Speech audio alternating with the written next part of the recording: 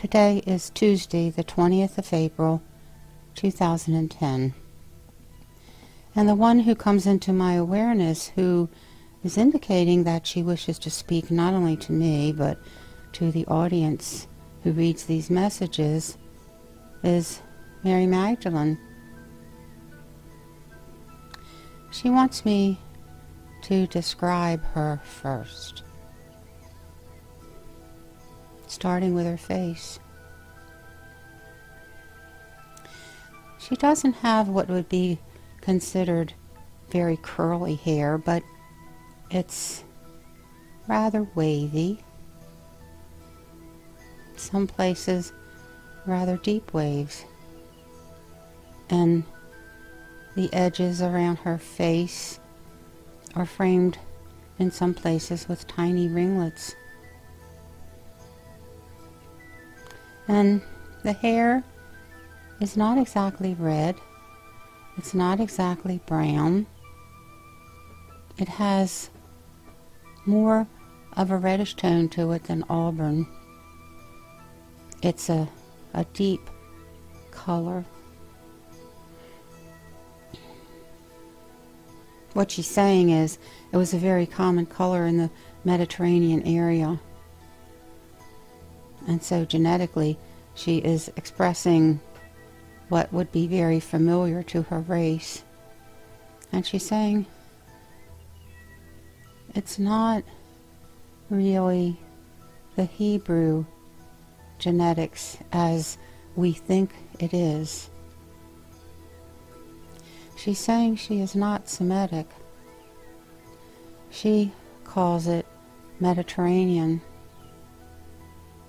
as there is other human stock interplayed in this.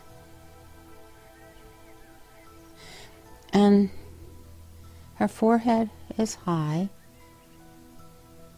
She has a clear complexion, high cheekbones. Not smallish lips either. They're perhaps a little wider than average that we might think of that a female has.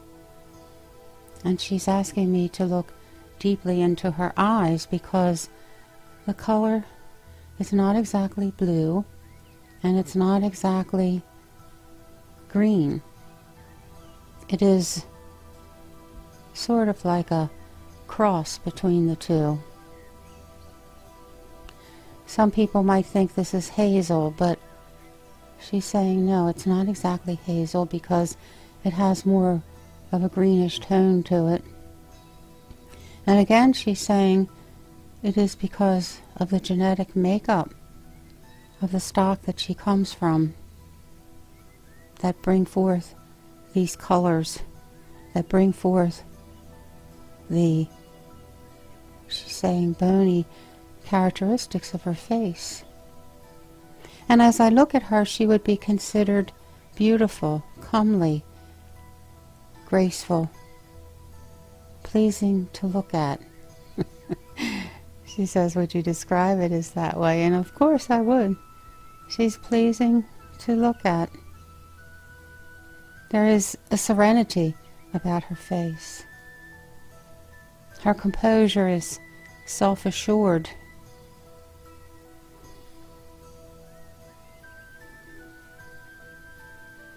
She says, what she comes forth is what you would consider a regal line. There's a lot of speculation as to where she came from. Scholars have many thoughts on this. She's very clear that her father and the family was originally from Syria. That her father was actually a king there.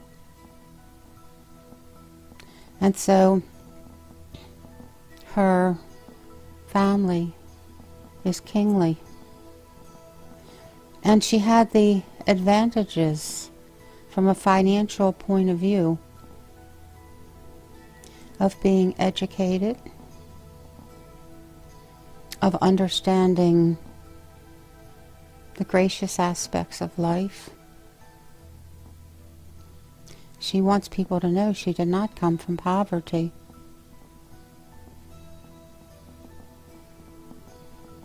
But it doesn't mean she came from a life of ease either. That the family was very insistent upon a form of discipline that one might think children would not be made to follow from this familial gathering.